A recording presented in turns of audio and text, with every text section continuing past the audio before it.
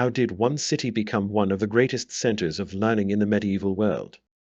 When most people hear the name Timbuktu, they imagine a distant place at the edge of the desert. But centuries ago, Timbuktu was far more than a remote trading post. It was a thriving center of commerce, education, and scholarship that attracted merchants, scientists, judges, and students from across Africa and beyond. Founded around the 1100s near the southern edge of the Sahara Desert, Timbuktu occupied one of the most important locations in medieval Africa. It sat where desert trade routes met the Niger River, allowing merchants to move goods between North Africa and the powerful kingdoms of West Africa. Caravans crossed the Sahara carrying salt, textiles, books, and manufactured goods, while traders from the south brought gold, ivory, kola nuts, and other valuable resources. This constant exchange of commerce transformed Timbuktu into one of the wealthiest cities of its time. But Timbuktu's greatest treasure was not gold. It was knowledge. As the Mali Empire expanded and later the Songhai Empire rose to power, rulers invested in education and religious scholarship. Mosques became places of worship as well as centers of learning.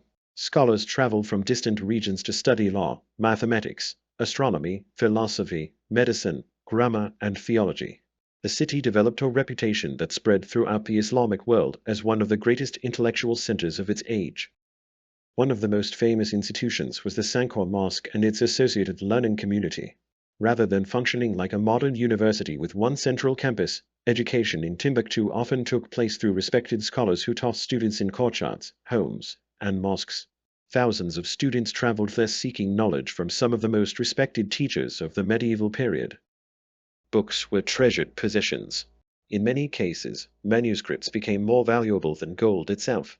Families carefully copied, preserved, and passed these handwritten works from one generation to the next.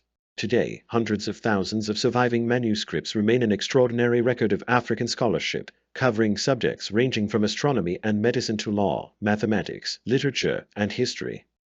For many years, people outside Africa underestimated the importance of Timbuktu. Some even questioned whether such an advanced center of learning had truly existed.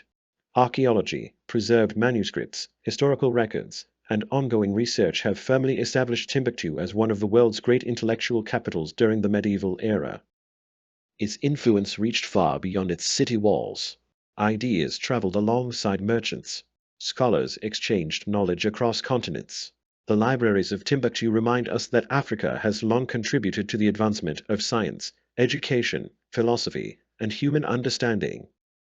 Today, preservation efforts continue to protect these priceless manuscripts from conflict, environmental damage, and the passage of time. Every restored document adds another chapter to a story that continues to reshape our understanding of global history. Timbuktu was never simply a place on a map. It was a city where knowledge became power, where education became a legacy, and where learning helped shape an entire civilization. At Cultural Gravity, we explore history through evidence, context, and thoughtful storytelling. Because understanding places like Timbuktu helps us better understand the remarkable civilizations that have shaped our shared human story.